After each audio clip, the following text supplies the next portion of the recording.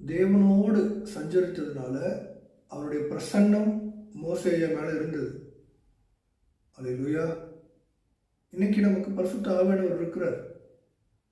பரிசுத்த ஆவியானவர் இருக்கும்போது நம்மளே அவருடைய ஆலயமாக இருக்கிறோம். தேவனுடைய ஆலயமாக இருக்கிறதுனால நம்ம எங்கே போய் எந்த ஆலயத்துக்கு நம்ம தசமபாகம் கொடுக்க வேண்டிய அவசியம் இருக்கு?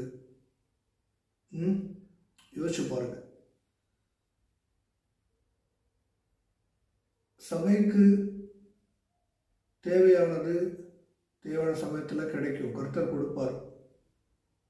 உதாரணத்துவமாய் கொடுக்கணும், காணிக்கையாக கொடுக்கணும்னு சொல்லி தான் பரிசுத்த வேதாகமத்தில் புதிய ஏற்பாட்டில் நம்ம படிக்கிறோம். தசம பாகமாய் கொடுக்கணும்னு சொல்லி இல்லை.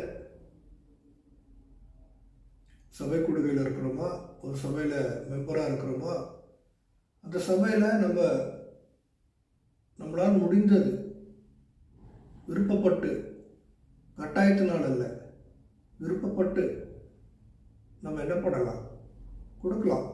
அதில் எந்த ஒரு தவறும் கிடையாது. என்ன வேணால் கொடுக்கலாம்.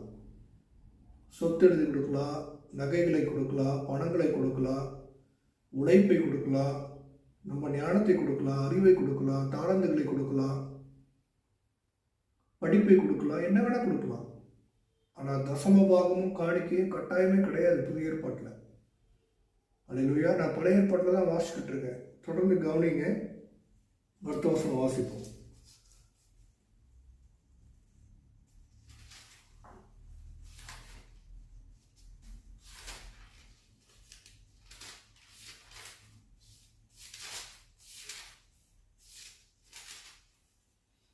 லேவியராகமம் 27வது அதிகாரத்தில் 32வது வசனத்தை வாசிக்கலாம்.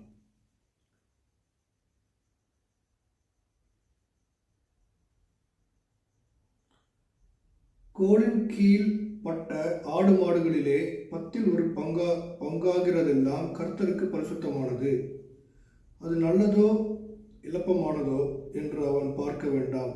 அதை மாற்றவும் வேண்டாம். மாற்றினால் அதுவும் அதற்கு பதிலாக கொடுக்கப்பட்டதுமாகிய இரண்டும் பரிசுத்தமாகும். அது மீட்கப்படக்கூடாது என்று அவர்களுடைய சொல் என்றார்.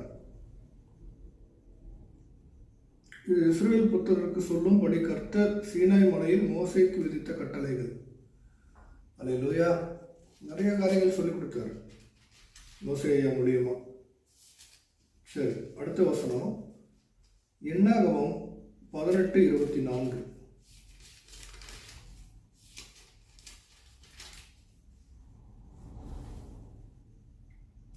இஸ்ரவேல் புத்திரர் கர்த்தருக்கு